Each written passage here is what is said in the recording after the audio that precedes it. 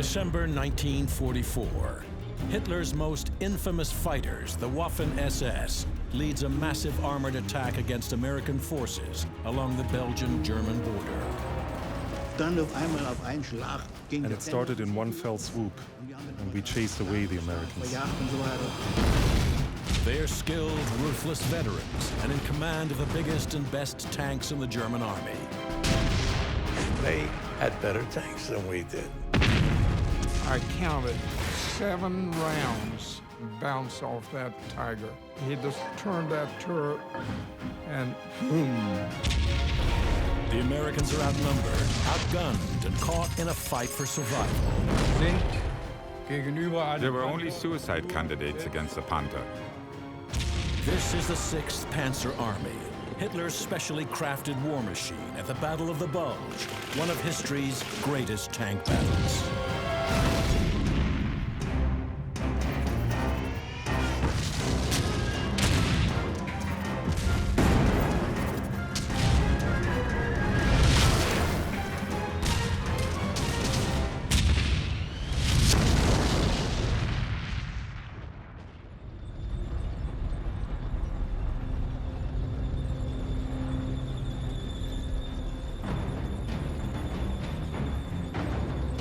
The Ardennes, December 16, 1944.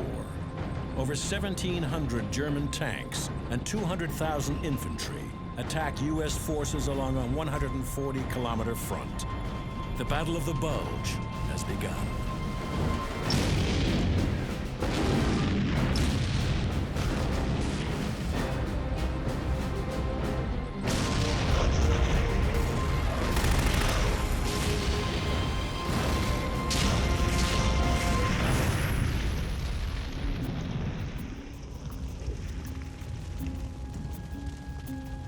Spearheading the attack is the newly formed Sixth Panzer Army, made up of Hitler's most trusted and ruthless killers, the Waffen-SS. Their role is to punch through the thinly defended American line with 60,000 infantry, followed by 2 elite panzer divisions that will drive west and secure bridges over the Meuse River. A 3rd SS division will then advance northwest and capture Antwerp. By seizing this key Allied port, Hitler hopes he can stop the relentless Allied advance that has been routing his forces for the past 6 months. We already found out about the American army during the invasion.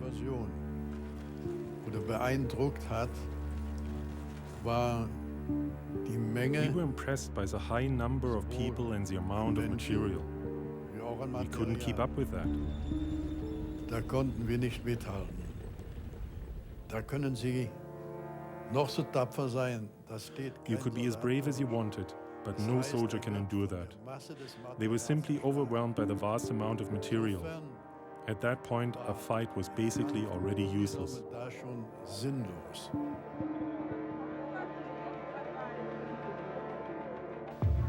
The German High Command cannot sustain a lengthy offensive against the well-supplied Allies. They must take them by surprise, striking quickly with heavy armor.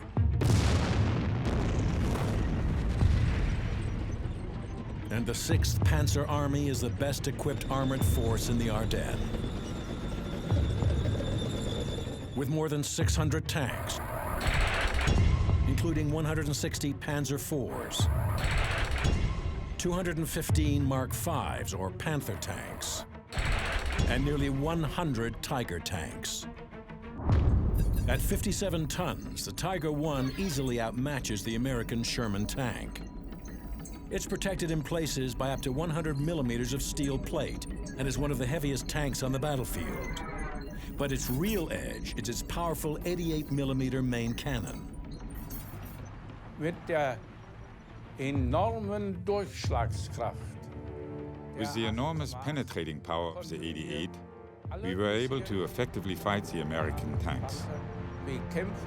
Some of them we destroyed completely.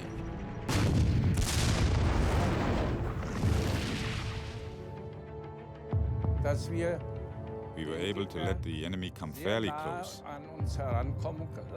First of all, because of our own armor, and because of the strength and the impact of the 88 gun.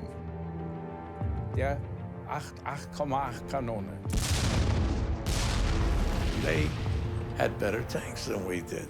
We had small guns on our big tanks. 76 millimeter was not strong enough for most of those German tanks.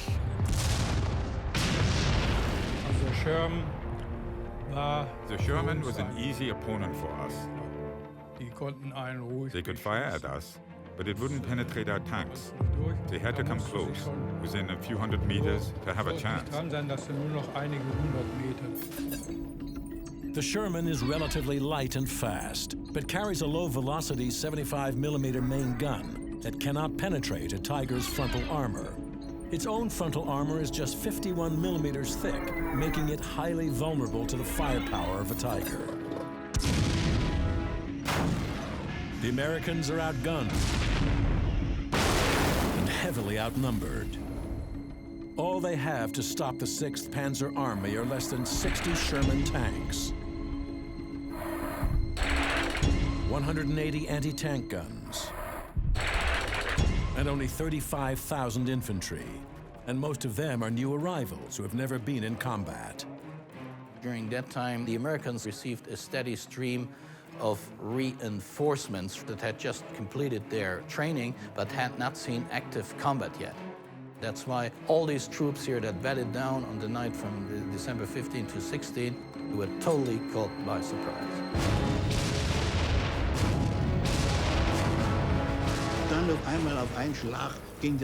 And it started in one fell swoop, and we chased away the Americans. The Americans dropped everything. The bad Germans are coming. Let's run. That's kind of what it looked like. The Americans are caught by surprise, and the Germans quickly punch through their defenses all along the line. Desperate U.S. commanders order all available forces to the front. Primarily, and during the Battle of the Bulge, they would just move us to wherever there was a hole to fill. And we, with our M16 half-tracks, 50 caliber machine guns, and we were anti-aircraft and anti-personnel. And our job was to protect the tanks. We were moving down a fire lane. The two Shermans were over to my left, probably 50 yards. And coming over the horizon and towards the Sherman was a Tiger tank, a big Tiger tank. Square front, reinforced barrel, and he just laid the trees down as he went and came right on through. Those Shermans, I counted 7 rounds bounce off that Tiger.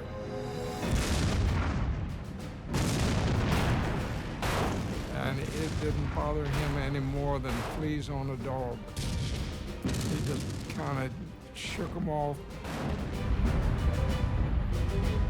And he just turned that turret ever so slowly, and boom, out went one of the Shermans. And then he turned a little more. Boom.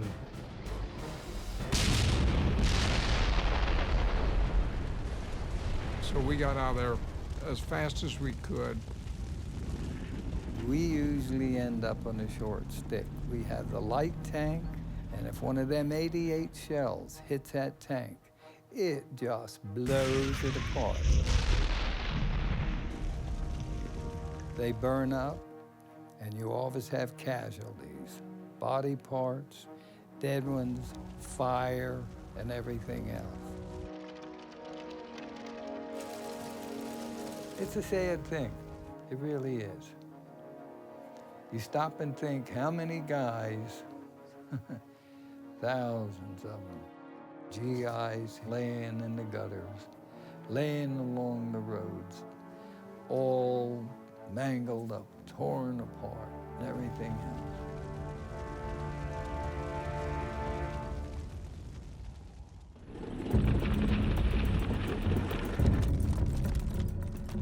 By the evening of December 17th, lead elements of the Sixth Panzer Army have advanced more than 65 kilometers into Belgium. At the spearhead is an elite battle group of the 1st SS Panzer Division, led by Lieutenant Colonel Jochen Peiper. Peiper is a veteran of the Eastern Front, a winner of the Iron Cross, and a former staff member of Heinrich Himmler, the infamous overseer of the Gestapo and the Nazi death camps. He is a ruthless leader, and his Kampfgruppe Peiper, with 120 tanks and 150 armored vehicles, is the most powerful armored formation in the Ardennes. By the 18th of December, they are only 68 kilometers from their primary objective, the Meuse River bridges near Huy. But they must first take a bridge across the Amblève River in the small Belgian town of Stavelot. The Allies are determined to stall the German offensive long enough to allow reinforcements to join the battle, and 250 Americans make their stand at the bridge in Stavelot. We were on the half tracks, traveling at night for a long period of time, and it was cold. It was very, very cold. And all the while, there were red tracer bullets all over the sky. It looked like all kinds of red stars running around. And I think that started a little bit of fear in me, and yet, I won't say that I was brave about it, but I kind of got numb, I think, to the whole thing. We pulled over on the side of the road. Now, there was a river running across, and then there was a bridge at the end. That much I knew. Lieutenant Doherty and Sergeant Lowe said they were going to take Sergeant Armstrong and Sergeant Whaley's vehicles with them over the bridge, and that they wanted us to get our guns ready for firing. The object was to hold them as long as possible, hold them 6 hours if possible. We knew which way they were coming. There had been some previous intelligence that said that they were going to be coming down that hill road. It began to become light, and you could hear clanking, a lot of clanking, which was a sign that there were tanks nearby. The ominous clanking is the sound of Kampfgruppe Peiper advancing straight into the heart of Stavelot. 40 of the biggest tanks in the German army, and the only thing standing in their way are 250 men and a few anti-tank guns.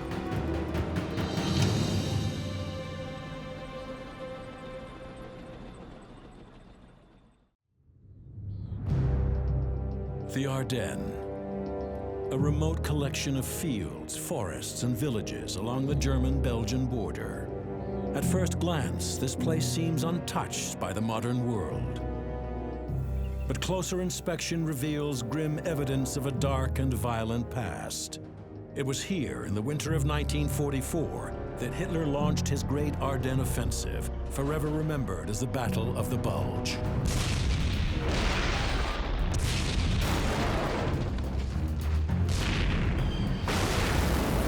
December 16th. In an effort to change the course of the war on the Western Front, 3 German armies launch a surprise attack on American forces in the Ardennes. On the Northern Front, the Sixth Panzer Army breaks through thinly defended American lines. At the spearhead of the attack is the elite SS Kampfgruppe Peiper. Now only 68 kilometers from their primary objective, the bridges along the Meuse River. But first, the Germans must capture the strategically important town of Stavelot. Defending Stavelot are 250 men, including a few dozen from the 825th Anti-Tank Battalion. Among them is gunner Lou Celentano. It began to become light, and you could hear clanking, a a lot of clanking, which was a sign that there were tanks nearby.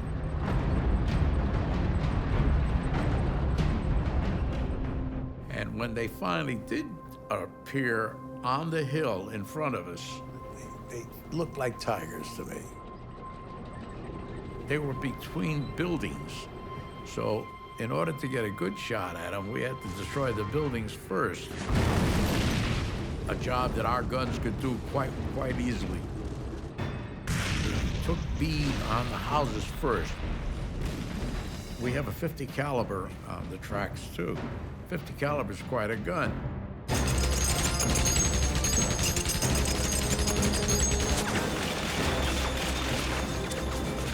And now the 4 tanks were within our sight.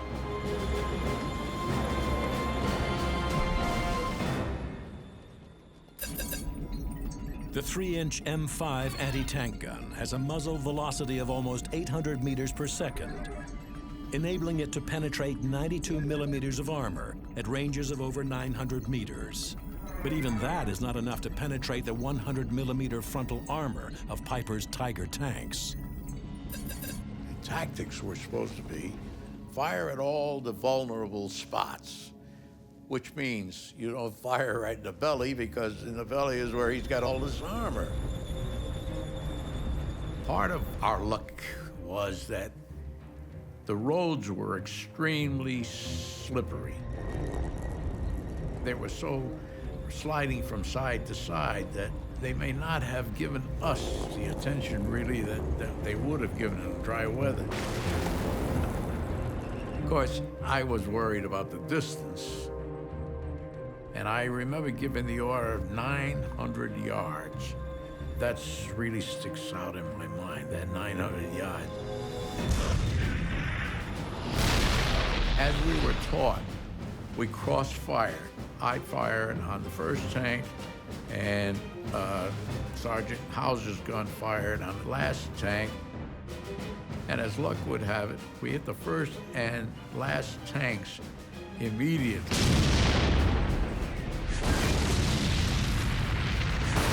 I said 900 yards, and I think I hit it right on the nose, because to hit them on first shots like we did, there may be a lot of talent involved, but I think it was 50% luck, because we really hit them hard right off the bat. We hit the tracks on both of those tanks. That was pure, unadulterated luck. Once his track is broken, now you gotta go for his turret, because he still can move that turret. They were disabled on the two ends, and the two guys in the middle got caught. They couldn't move. They couldn't move forward, couldn't move backward, and we kept firing.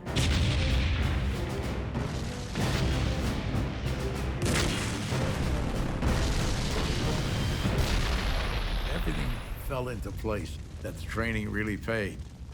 But in war, I guess, luck is an unknown quantity, but it sure counts. The Americans destroy 4 tanks and slow Piper's advance. But it is not enough to stop him, and his tankers advance into the center of Stavelot.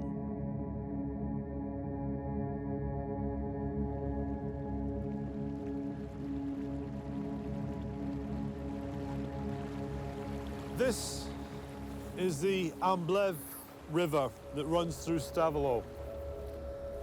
Now, on the morning of the 18th, Piper attacked onto this bridge.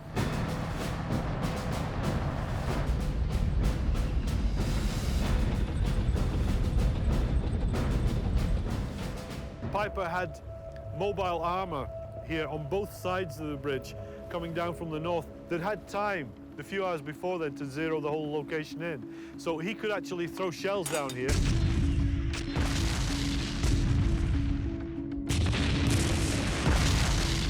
This armored battery, who was supporting the engineers, found themselves having to pull back away from the bridge, and they actually had to allow Piper onto the bridge at that time.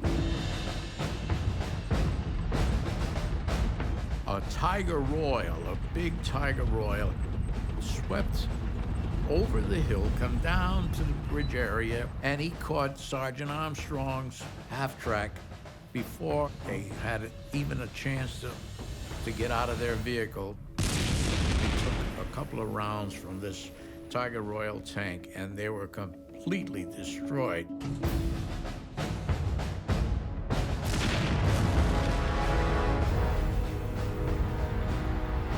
We knew that big Tiger Royal tank was coming. We could hear it coming, and we know we're next. There's nothing on earth we can do.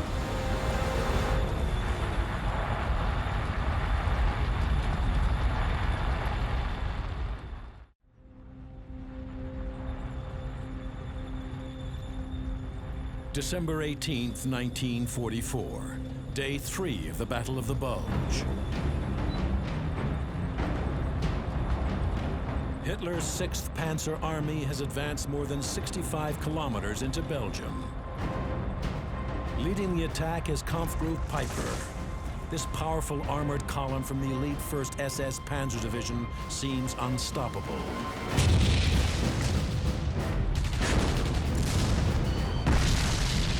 Their objective, the bridges across the Meuse River. Taking them will open the way to the Allied seaport at Antwerp.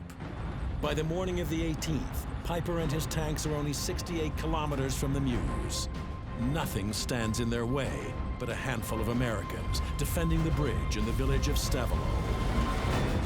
A big Tiger Royal swept over the hill, come down to the bridge area, and he caught Sergeant Armstrong's half-track before they had even a chance to get out of their vehicle. We knew that big Tiger Royal tank was coming. They're bigger than most buildings, for God's sake. We could hear it coming. The Tiger Royal, or King Tiger, is a battlefield monster. It weighs 70 tons, more than twice as much as a Sherman, and is plated with armor that is in places 180 millimeters thick. Its long-barreled 88 millimeter main gun can penetrate even the heaviest Allied armor at ranges of over 3,000 meters, making the King Tiger the biggest and most powerful tank on the World War II battlefield. This is one of Kampfgruppe Piper's Tigers. This is a King Tiger II. This was the warhorse of Kampfgruppe Piper's unit. After looking at a Sherman, and then you see this, then you see what a tank is.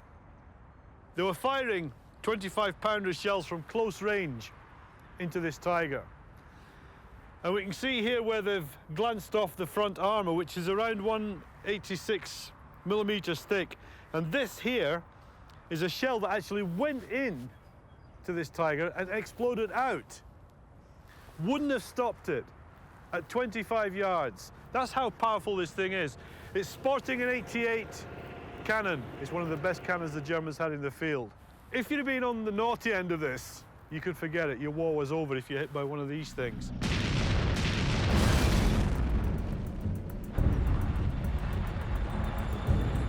We knew that big Tiger Royal tank was coming, and Lieutenant Doherty had already started ahead. He and Sugar, his driver, jumped out of the vehicle just a few seconds before the Tiger Royal fired and picked that Jeep up and knocked it across the road in pieces practically. Now, we know we're next. There's nothing on earth we can do except try to get out of there.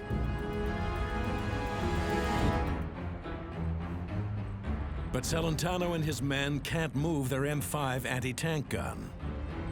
Repeated firing has driven the tails deep into the ground. In my case, the gun dug in so far because we fired so many rounds, it was very difficult to get them out of the ground.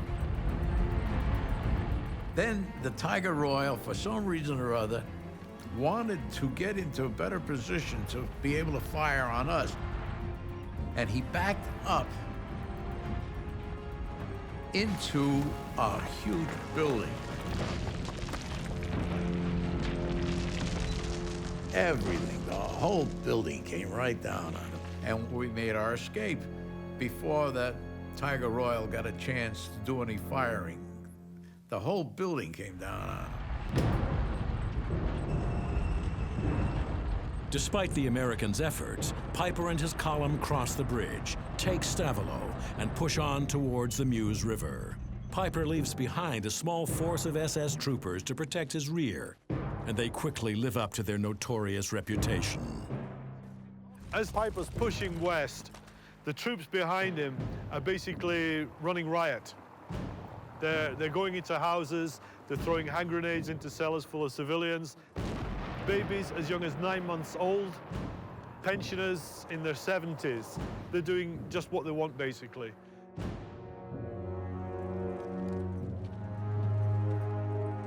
The village lies in ruins.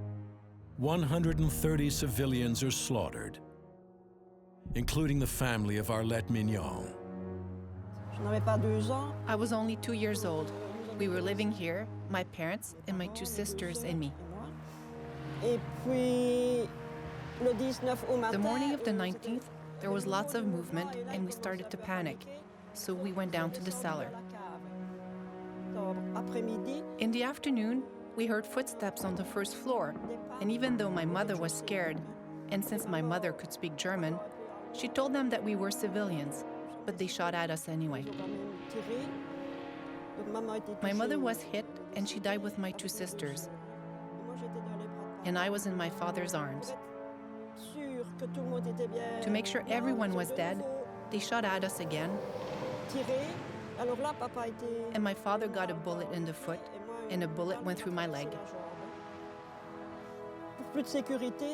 To be safer, my father brought me up to the attic.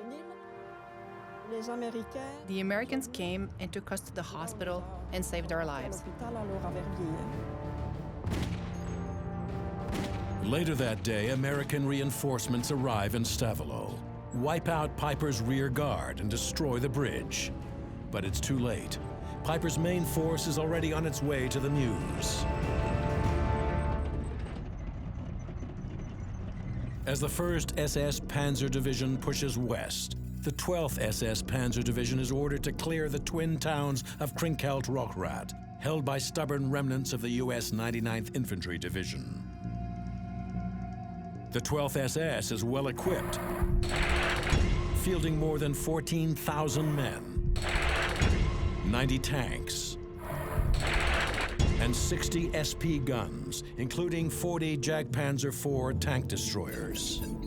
The Jagdpanzer IV is protected by 80 millimeters of sloped frontal armor and is powered by a 300 horsepower engine, enabling it to reach top speeds of 40 kilometers per hour. It is a 26-ton tank killer, equipped with a 75 millimeter high-velocity cannon, able to rip through even the most robust Allied armor. With all that firepower, it should be easy to take the twin towns.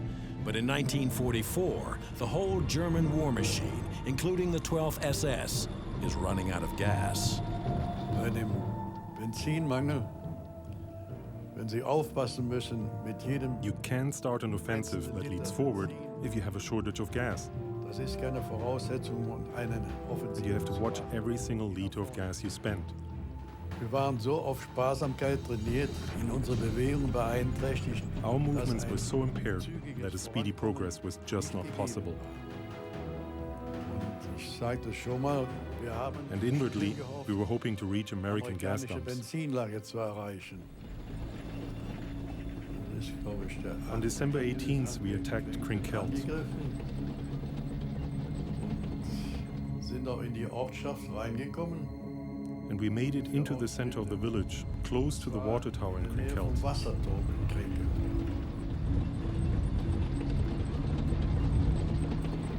Wir haben in der Nähe vom Wasserturm Close by the water tower was a hayfield, and we forged ahead, and we opened fire towards a village where we assumed Americans would hide. Also Amerikaner sind geschossen.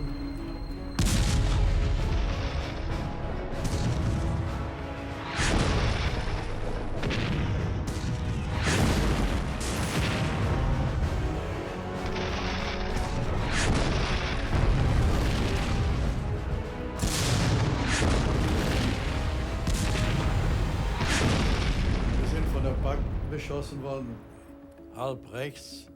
We were under attack by anti-tank guns. There was a terrain with hedges to the right, and it was very well camouflaged in there. And it hit us and our company commander full on, from the side, through a gap in the hedge.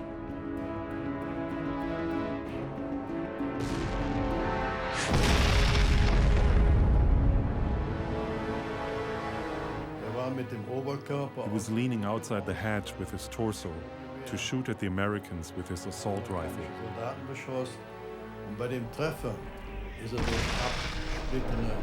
He took a deadly blow to the neck by flying shell parts.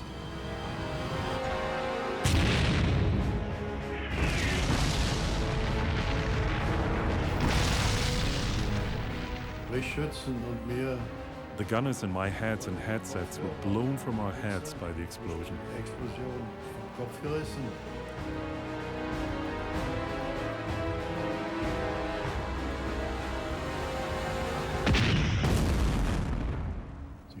It had been placed so cleverly and had hit us at such a weak spot that we had to bail out.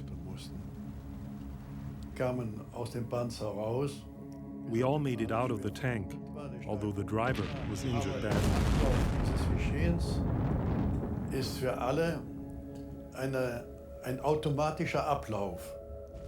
For me and my crew, the operation in Krinkelt had ended. It goes on like this for 2 days. The Americans bringing lethal fire onto the fuel and ammunition-starved 12th SS. And the German advance stalls only a few kilometers from their start point. The 6th Panzer Army is now 5 days behind schedule, and the German High Command orders the 2nd SS Division, originally intended to follow Piper's advance to the Meuse, to move south and attempt their own breakthrough. The well-equipped 2nd SS advances with 28 Panzer IVs, 28 self-propelled guns, and 58 Mark V Panther tanks. The Panzer was, until the end of the war, the most functional and best tank in the world, based on 3 components: velocity, cross-country mobility, and the tank protection. And the Panther definitely achieves the best results in all 3.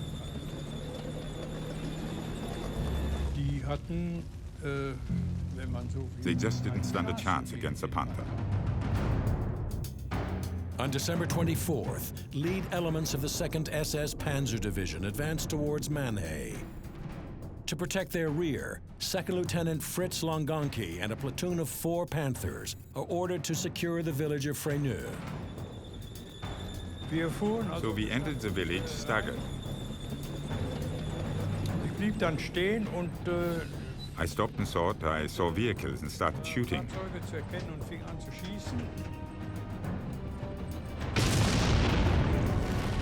At the same time, American tanks were shooting on us. It's an ambush, the decisive battle, the one that will determine whether or not the 2nd SS can take the Meuse River bridges, is about to begin.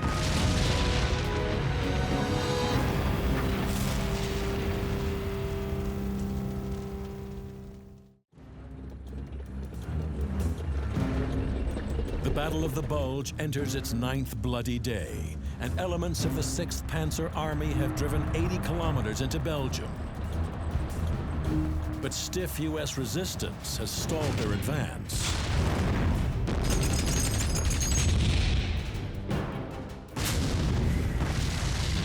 Desperate to reach the Meuse River, the 2nd SS Panzer Division is ordered to attack the Belgian village of Mannheim. To protect their rear, 2nd Lieutenant Fritz Longonki and a platoon of 4 Panthers are ordered to take the village of Fresneux.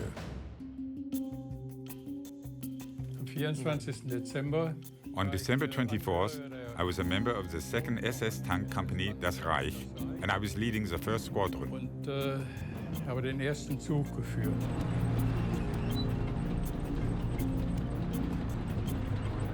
Wir fuhren also gestaffelt. So we entered the village staggered.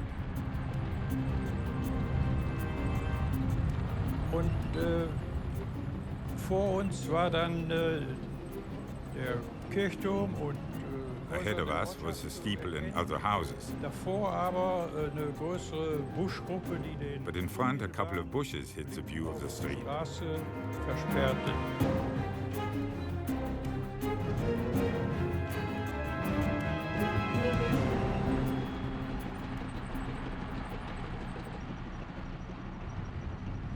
Ich blieb dann stehen und I stopped and thought I saw vehicles and started shooting. Fahrzeuge zu erkennen und fing an zu schießen. Gleichzeitig At the same time, American tanks were shooting on us. geschossen. The Sherman M4A3 has a relatively underpowered 75mm cannon, but at close ranges it can still be deadly, especially if their target is the vulnerable 50mm armor plating on the side of a Panther tank. Ich habe dann links der Straße einen Sherman erkannt I recognized a Sherman on the left side of the street. und kriegte And fired dann at it. viele Treffer. We received lots of hits on the front sides, Die Frontseite, dass die Schweißnähte rechts so that the wells on the right side burst, and all of a sudden we had sunlight coming. einer Tageswagen. Riesiger Krach im Wagen. Ne? It's an enormous noise inside, and your nerves have to be solid for that for sure. And we had them. Ja, wir hatten die.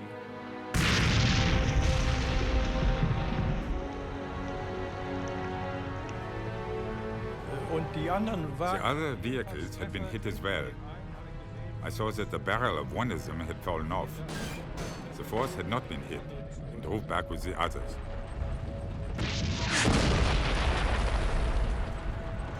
Ich bin dann auch zurückgefahren und wir haben uns I drove back as well, and we returned to the bluff and stopped there. abgearbeitet hatten, hingestellt. War mir I was rather sure that it was just a question of time until the American tanks will show up here as well. Ich hatte mittlerweile mir In the meantime, I did some observation on the area around us. ich habe dann mit meinem Wagen I fired on 3 different points in the area, like a tree, and something to get the exact distance. angeschossen, damit ich die exakte Entfernung hatte.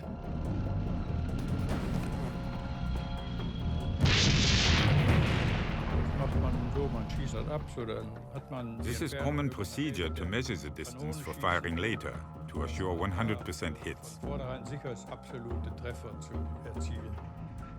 Ja, und gut, Good thing I had prepared this before, because shortly after, 5 Shermans showed up.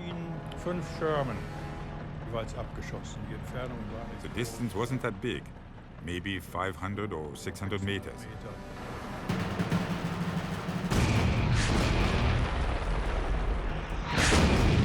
Ich hatte ja die exakten Entfernungen und habe die As I had the exact distances, I managed to shoot the first 4 Shermans with only 1 round each. mit jeweils nur einer Granate jeweils abgeschossen.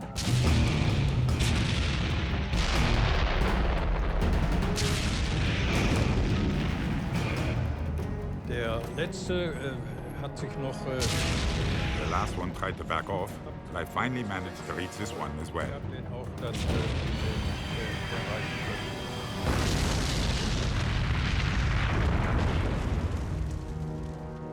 The battlefield is littered with burning tanks on both sides, but the Americans win the day.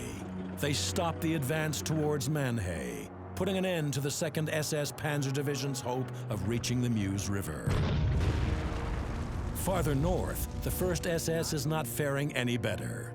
Kampfgruppe Piper, the once powerful spearhead of the 6th Panzer Army, is now in a battle for survival. They've been trying for 9 days to cross the Amblev River Gorge, but each time, U.S. engineers blow the bridges just as they arrive. To make matters worse, U.S. forces are now securely in control of Stavelot. Piper's elite battle group is cut off and running dangerously low on fuel and ammunition, and American reinforcements are closing in. The noose is tightening on Kampfgruppe Piper.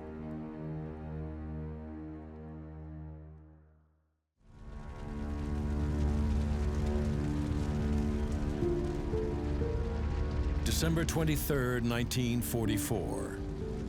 The Battle of the Bulge, Hitler's great Ardennes offensive, begins to falter.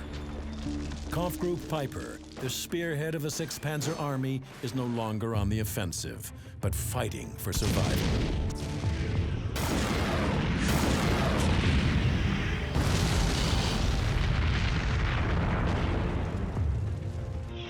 Piper's running low on fuel and ammunition, and the Americans are closing in.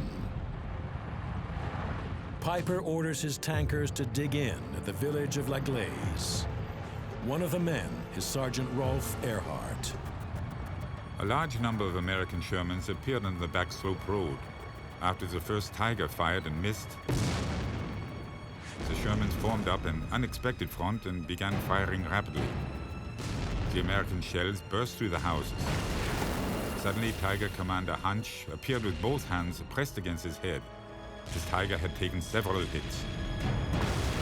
The numerical supremacy of approximately 15 Shermans negated the weapons superiority of our Panzers. After these losses and the shortage of everything, what would the next day bring? December 24th. The Americans prepare for one big final push against Piper's forces at La Glaise. They amass 4,000 men and over 200 Sherman tanks. At 0300 hours, they attack. The attack went perfectly and exactly as planned. The instant they started shooting, we opened up with tank, machine gun, and mortar fire.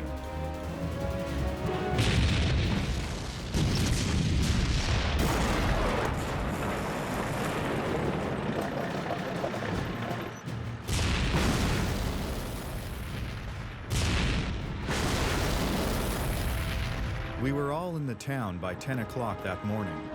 We were utterly amazed at what we saw there.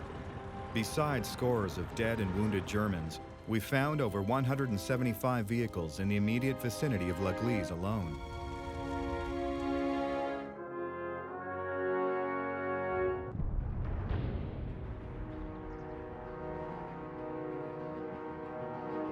We're in La Glaise. This is one of Kampfgruppe Piper's Tigers. So here we have a testament to the power of a German tank in 1944. They didn't come bigger or better than this machine here.